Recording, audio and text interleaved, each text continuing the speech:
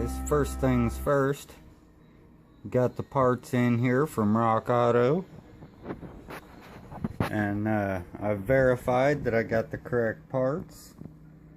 I've got them labeled there as to front and rear. Those are the pads.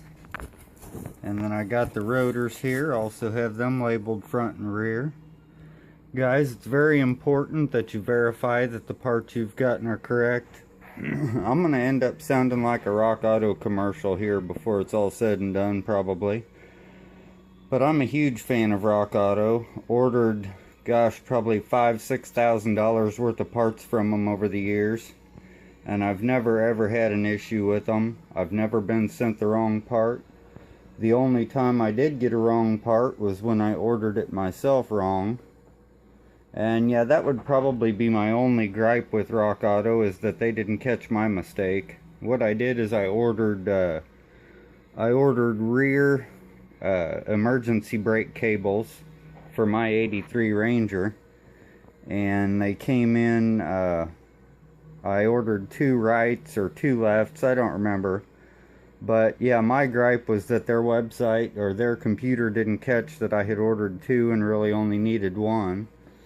Should have popped up some kind of flag saying, hey dude, you only need 1 of these, why are you ordering 2? But anyway, and then whenever you order through RockAuto, usually they'll send you a fridge magnet. So I'm gonna add that to my collection. I've got a whole bunch of the RockAuto fridge magnets up here. And there's a RockAuto sticker there, but yeah, like I said, guys, I'm a huge fan of RockAuto. Ordered these parts for my sister-in-law with shipping, $116. I think she said that O'Reilly wanted like $280 for the 4 rotors and then the front and rear pads. But anyway, hang out and I'll show you how this is done. Alright guys, prior to jacking the car up, what you want to do, this one's got hubcaps, and the hubcaps have these caps over the lug nuts that kind of hold the hubcap on. Say 19mm, I believe, yeah, 19mm socket.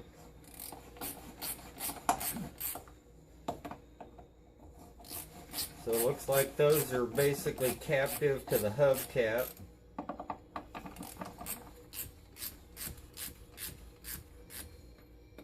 But you'll need to loosen those before the hubcap will come off.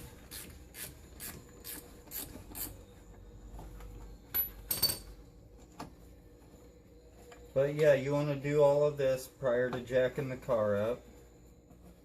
And I'll tell you why here in just a second. Just a big flathead screwdriver to pry the hubcap off.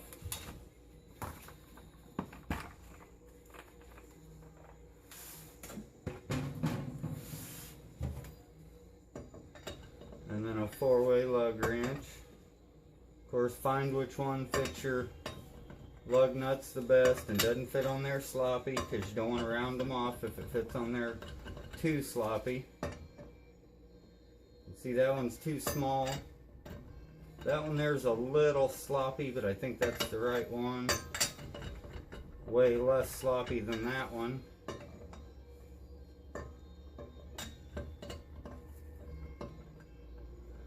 Now, the reason you want to do this before you jack it up is because if you jack it up, this wheel's just going to want to spin on you as you go to loosen your lug nuts.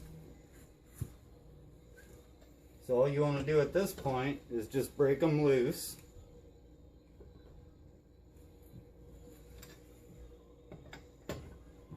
And yeah, I have the wheel chalked there in the back. You don't want to set your emergency brake when you're doing brakes, because that's going to make it real difficult to do the brakes.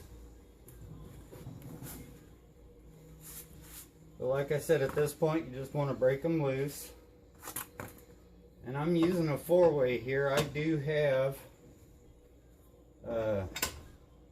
impact wrenches somewhere. Yeah, right here. I mean, I do have impacts and stuff, you know, I could be in my compressor there. But like I said, I wanted to do this shade tree style so that any average Joe can do brakes in their garage with just your basic tools. You don't need a compressor, you don't need impacts. As nice as they are to use, you can do it with a 4-way. Yeah, and sometimes on these little cars, or any car for that matter, kind of tricky to find a place to jack. I found a place right there where the frame connects. So I'm going to jack that up and throw a jack stand under this side. And then I'll do the same on the other side. And this is a little opportunity for a safety lesson. Guys, don't ever work on a vehicle that's jacked up with the wheels removed. If you don't have jack stands under it or blocks or something, anything to keep it from falling on you. You don't want to work on a vehicle with just a jack holding it up. That's yeah, that's a recipe for disaster. I've had nightmares about vehicles falling on me, so I'm always pretty safe about it. I'll use the jack stands and then leave the jack under it as well, just for a backup. And like I said, I've got the rear wheels chalked there. So this thing isn't going anywhere, but I'll come back when I've got her all jacked up and secured. Okay, I've got it all jacked up, supported on the jack stands. And we'll set you up on the tripod here and I'll show you how to go on the rest of this. Alright, now to this point, you've got the car jacked up, supported on the stands. You've already got your lug nuts loosened, because like I said, if you try to do it with the vehicle jacked up, this one, yeah, it looks like it'd still turn. A lot of times it's hard to get these loosened when you got this wheels trying to spin on you, so it's just easier to loosen it while it's still on the ground. But anyway, you take your wheel off, and here's a little hint for you guys. When you have a hubcap, go ahead and take your lug nuts and throw them right there in that hubcap. That way you're not going to lose them. And what I like to do as well, since this had the 19mm socket for the lug nut covers, went ahead and set that in there with it so I don't have to dig it back out when I go to use it again.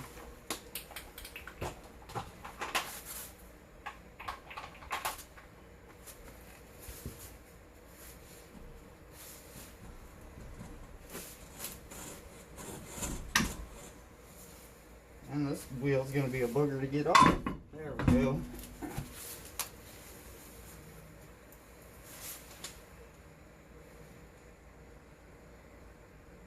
And then we've got 14mm bolts here on the back of the calipers. There's two of them, one here on the top and then one on the bottom. You loosen those two 14mm bolts.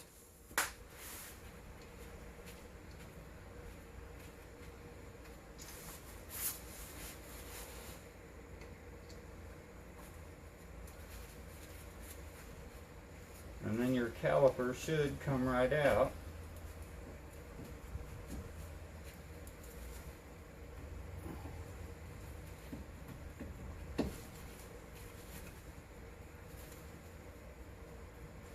And what I like to do, because your brake hose is connected there and it's just a soft hose, so you don't really want to pull your caliper out and just leave it hanging by that hose.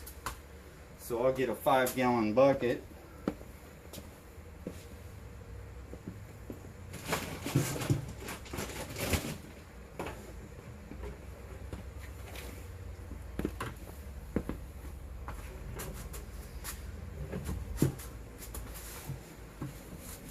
That way I can set this caliper on the bucket and it's not hanging from the hose.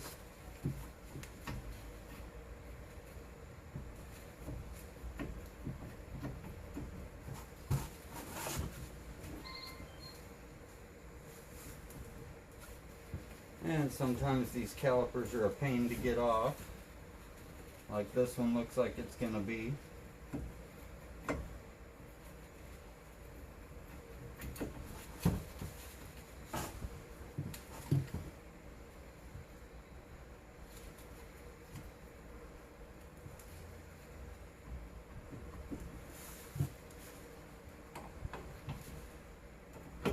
Yeah guys, I use whatever I have handy for a pry bar. In that case, the end of the ratchet worked just fine. All I needed was a little bit of extra leverage, and that gave me what I needed.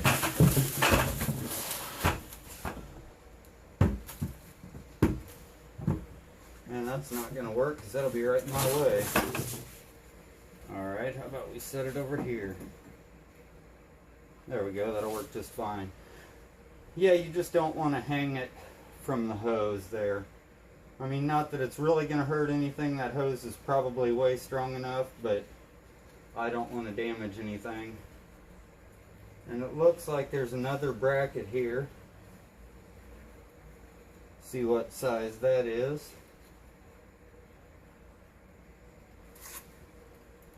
It's going to be bigger than the 14.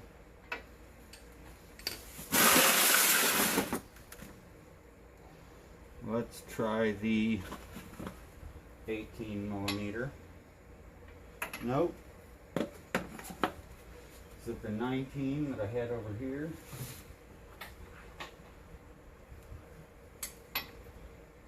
Yep, that's a 19 millimeter.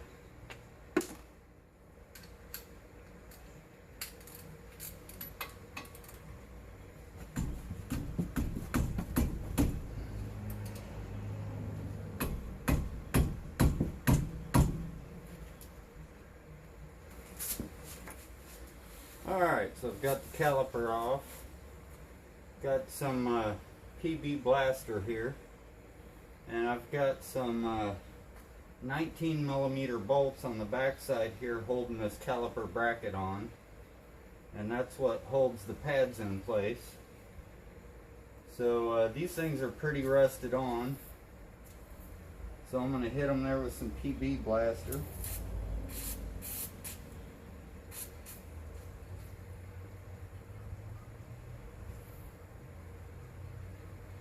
Let that penetrate in a little bit.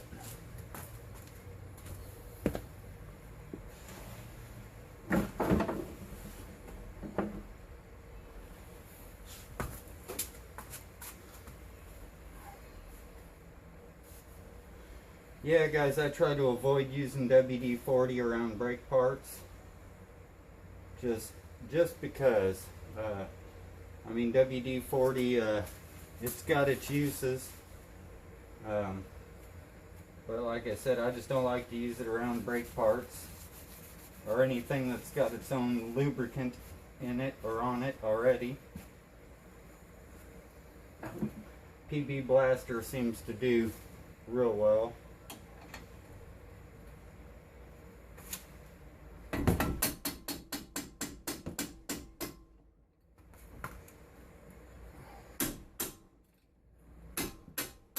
These things are pretty rusted. So yeah, they're gonna fight me the whole way.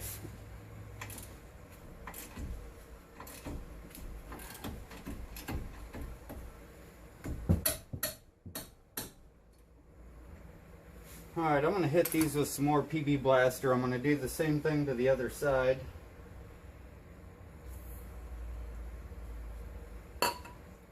And I'll come back once those are all good and soaked and I've got those bolts out, and then we'll pull the caliper bracket off there. Okay, I got those bolts out and I figured out why they were so, that PB Blaster helped a little bit, but the reason they were stuck in there so hard and why I had to fight with them so much, blew Loctite.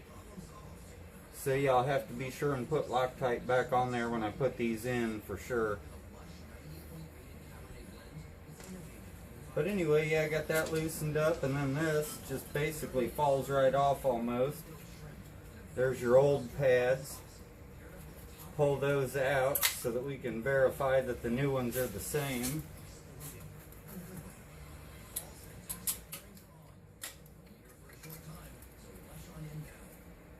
There's the old ones.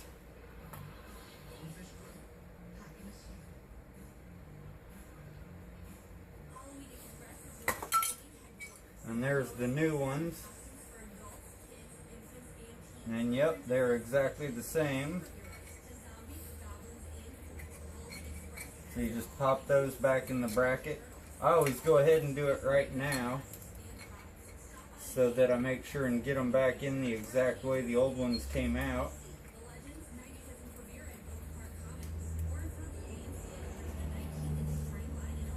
There's some little clips there that hold them in place.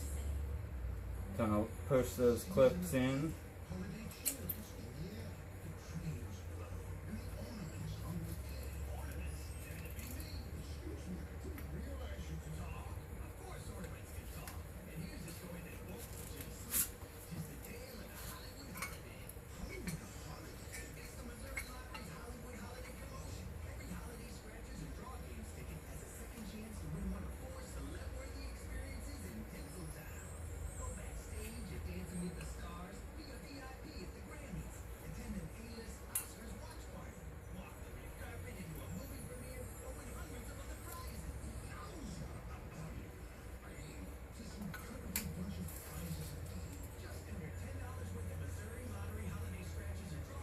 And if you look, they kind of fit in like a puzzle piece. Don't know how well you can see that on the camera, but they kind of fit in the slot there, and then this piece kind of lifts up, holds it in, kind of clips it in there in place. It doesn't really hold it while the brakes are being used or anything like that. It's basically just to hold it while you're replacing the pads, which actually does come in handy. Every once in a while they do think about the guys that are working on these things.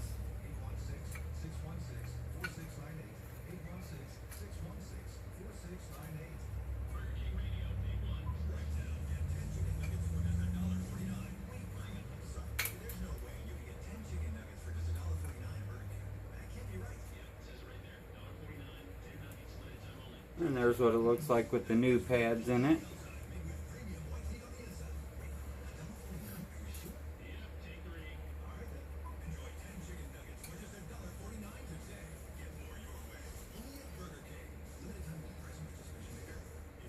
Now you want to verify that your rotor is the same as the one you're taking off. And it looks like this one is. It's got a Phillips head screw right there, it looks like, holding it on, so we'll pull that out. Yeah guys, that was a booger too. I actually had to use my impact driver to loosen that Phillips head screw. But I don't believe it's got any Loctite on it, and I think it was just heat treated in there.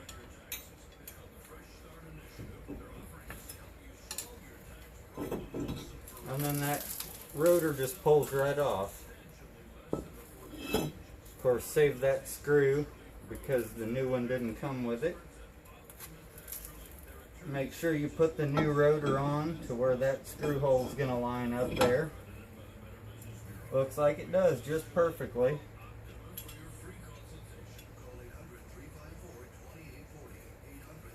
And like I said, that didn't have any Loctite on it. I'm not sure even what the purpose is of this screw here, other than maybe to hold it in place while you're putting the rest of the brakes back together. Because most vehicles, like I know on my little Ford Ranger, the only thing that holds the... Well, no, I take that back. On my Ranger, the hub is actually part of the rotor, which kind of sucks. I haven't replaced my rotors on the front yet due to that. I will one of these days when I decide to repack the bearings and all. But anyway, on most vehicles, the only thing that holds the rotor on is just simply your lug nuts, and then your wheel holds it tight once you get everything put on. But anyway, we'll start throwing this back together. And as I do this, guys, I'm only going to do, this is the driver's side front. I'm only going to do one front and one rear. And, I mean, basically you can get the idea from that. Obviously the passenger side front is going to be opposite this. You know, as opposed to your caliper being on the left side, it's going to be on the right side. I mean, it's still going to be on the front end of the car, basically, but everything will be opposite this. But it's all done exactly the same. It's a piece of cake, guys. It really is. Now, once you get all your stuff lined back up, make sure everything's going to line up and fit, kind of dry fit it. And that looks like it's going to be just perfect. Let me grab some Loctite and stuff and we'll start throwing this thing back together. Alright, I didn't have any blue Loctite, but I do have some red. So I'm going to throw some of the red Loctite on there. It's the red is high strength. I'm not sure what the blue is. Maybe medium strength or something. But anyway, I just throw a little coating of Loctite on the threads there. I don't go any farther than they had it from the factory, which was about halfway up the bolt.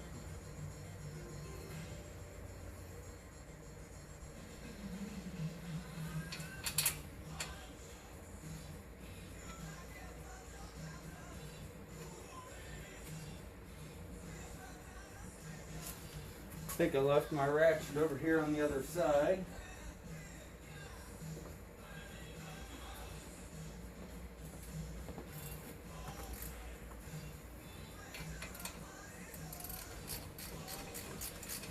Then you tighten these suckers back up. And yeah, man, in order to get these suckers off, of course, like I said, I wanted to do it shade tree style.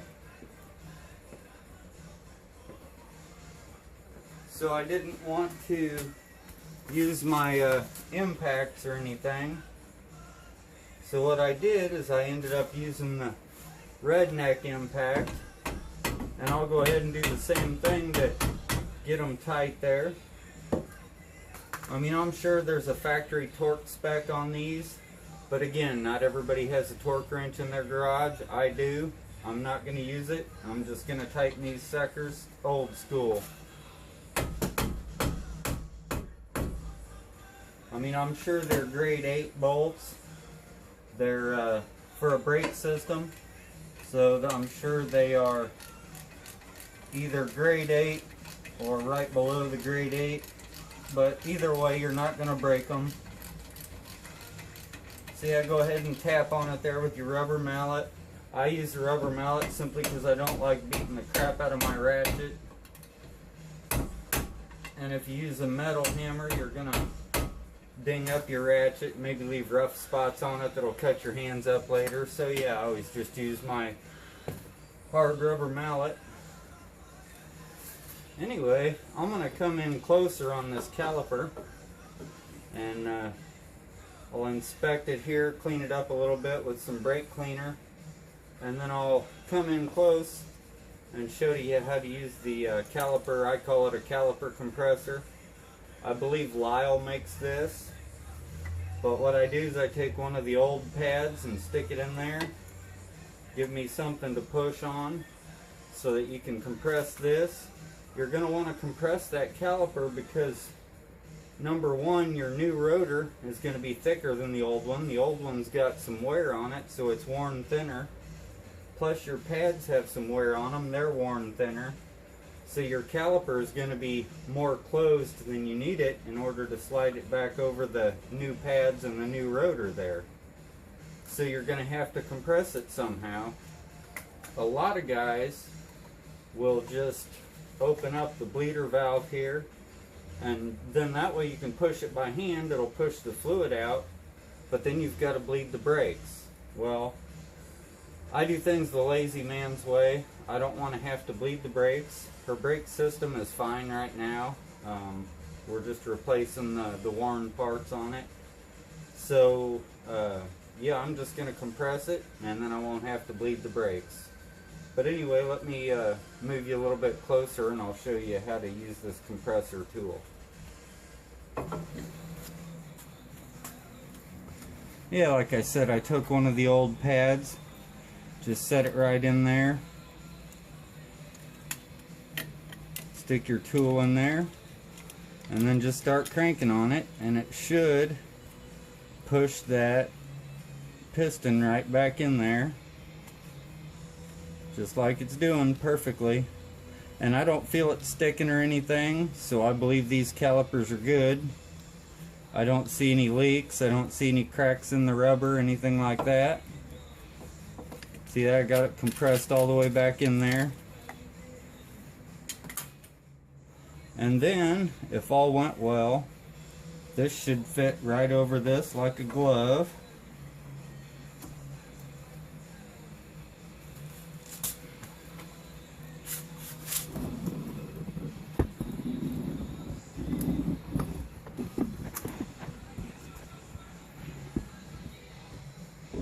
Try to get you set up here to where you can see it.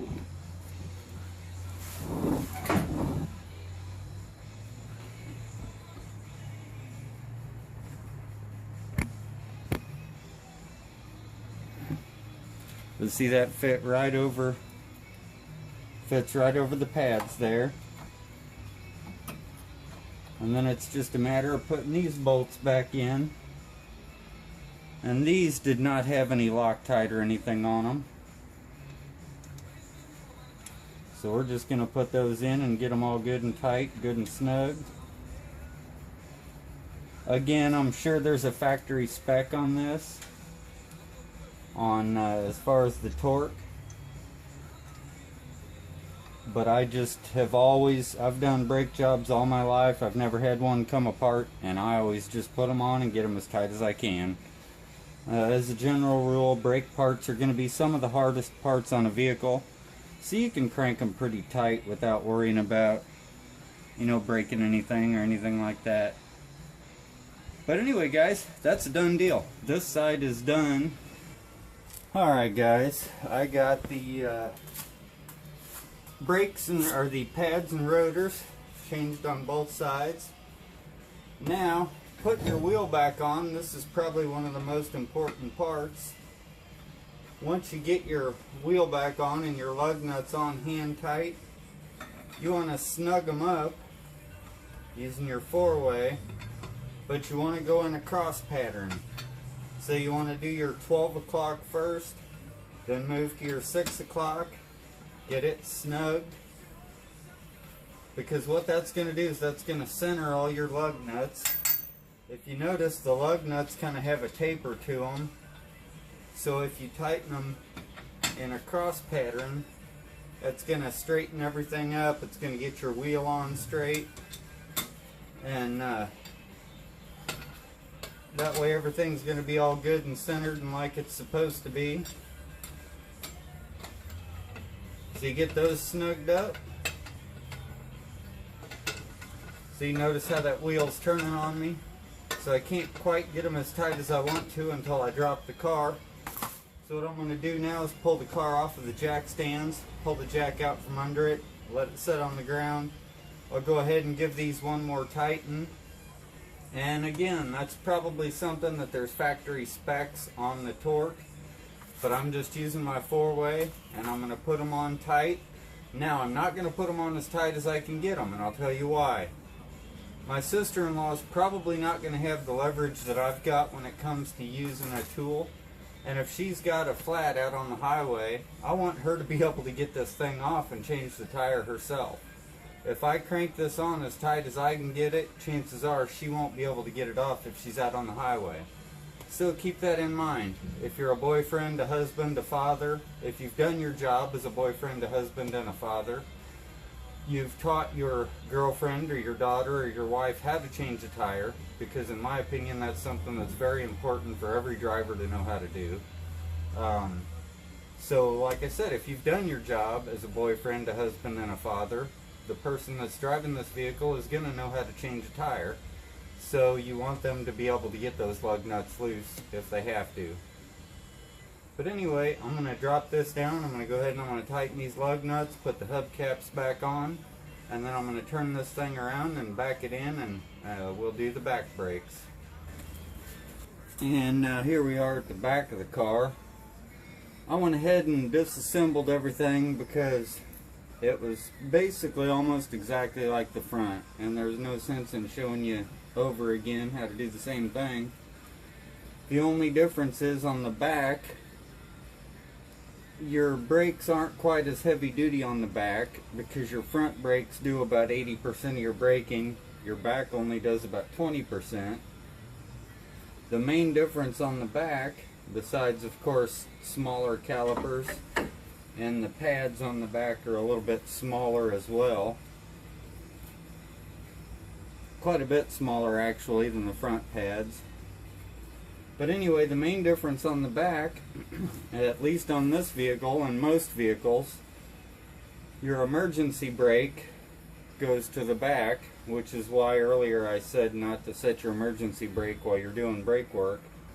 I don't know if there's any vehicles that have the emergency brake connected to the front. Like I said, most of them, at least 90% of them that I know of, the emergency brake is in the back. On this particular vehicle, your emergency brake is actually a drum brake. So you've got your primary brakes, which are disc. Your secondary brakes are a drum brake. So this is basically like a disc and a drum all in one. See, there's your drum pads or your drum shoes there.